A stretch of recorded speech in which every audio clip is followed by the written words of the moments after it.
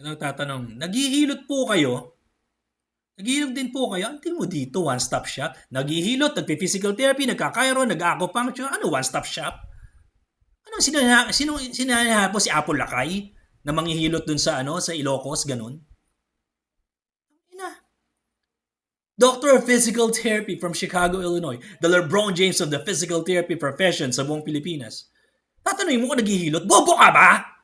Tang ina bobo mo.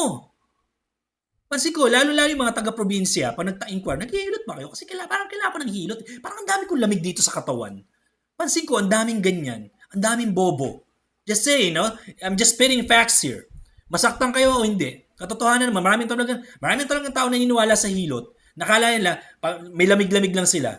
Hindi nila naiintindihan yung injury ng katawan and they don't give a fuck about their injuries. Basta naniniwala sila sa hilot. Naniniwala sila sa engkanto, naniniwala sila sa duwende, naniniwala sila sa kulang, naniniwala sila sa hilot.